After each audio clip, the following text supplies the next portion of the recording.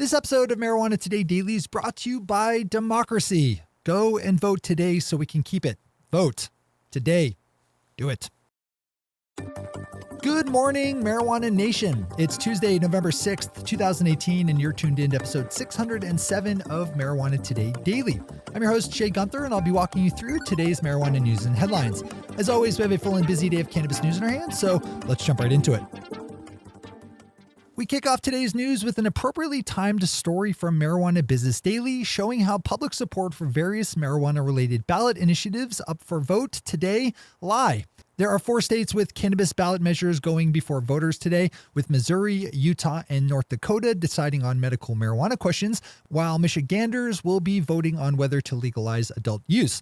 As the chart has it, things are looking pretty good for progressive cannabis policy reform in most of those states, with just North Dakota looking a little dodgy. Things in Missouri are a little more complicated than the other states, as there are 3 separate medical marijuana initiatives on that ballot, but voters in that state show a level of support for legal cannabis around the 65% mark.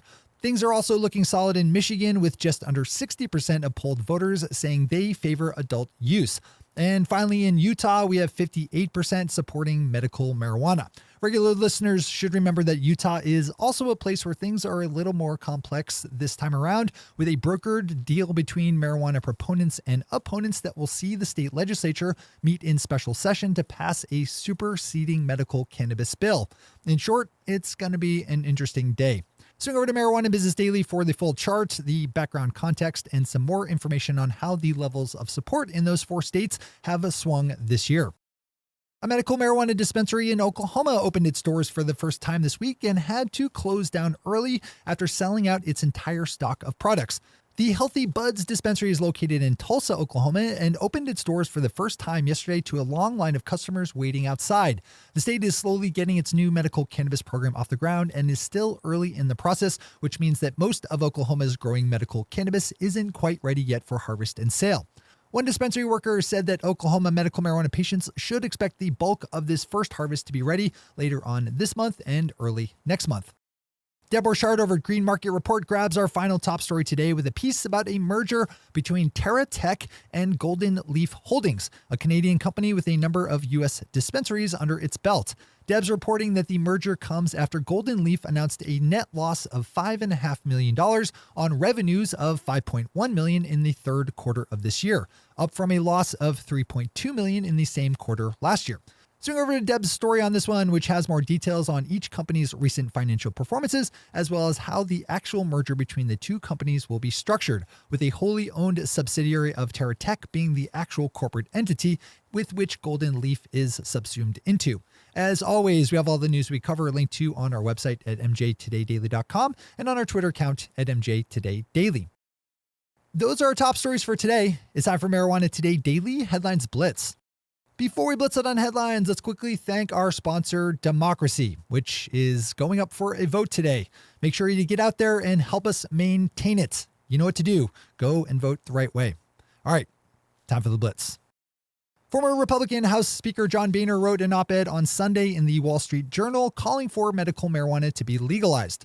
Mr. Boehner, who was no friend to any kind of progressive law reform when he was actually in power, is now in a position to make money from medical marijuana, so he's come around to thinking that it should be legal. Bully for him. Atlanta-based marijuana firm SirTara Wellness has raised $55 million in investment capital in a round in which it hopes to pull in a total of $165 million. The first $55 million of that was raised from a large pool of investors, including 17 accredited individuals. SirTara also raised a large amount of money this summer, pulling in $65 million in a round that was led by chewing gum heir and very, very rich guy William Bo Wrigley Jr. SirTara has operations in Florida and Texas right now and says it will use the proceeds of its funding rounds to expand into other states. A good company to have on your radar.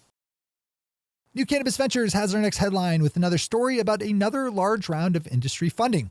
This time it's Green Growth Brands, a Columbus, Ohio-based firm, announcing that it has raised $30 million in capital ahead of its upcoming debut as a public stock on the Canadian Securities Exchange.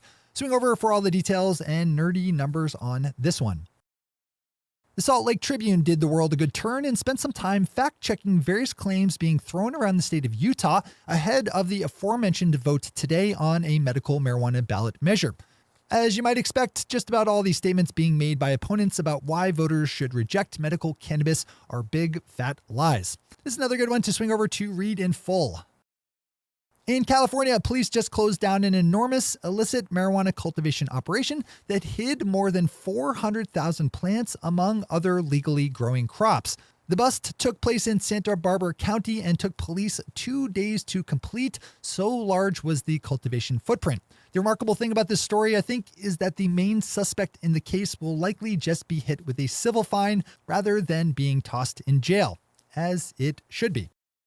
Canadian mixed martial arts fighter Elias Theodorou is making some headlines for his application for a therapeutic use exemption to UFC rules banning fighters from using cannabis.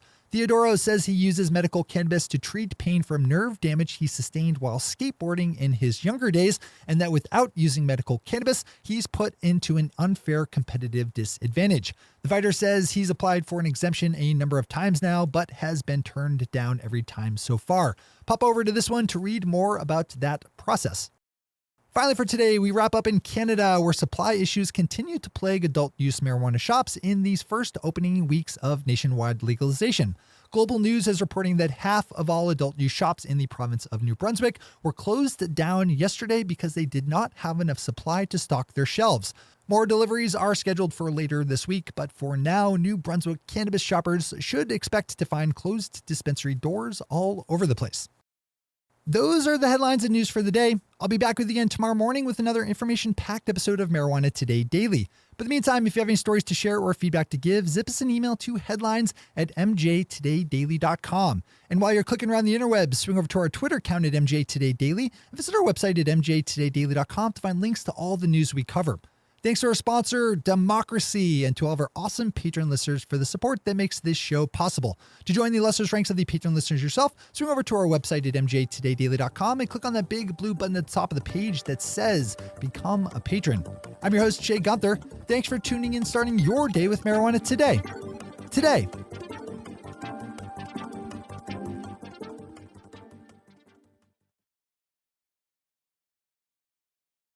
One take, Shay. One take.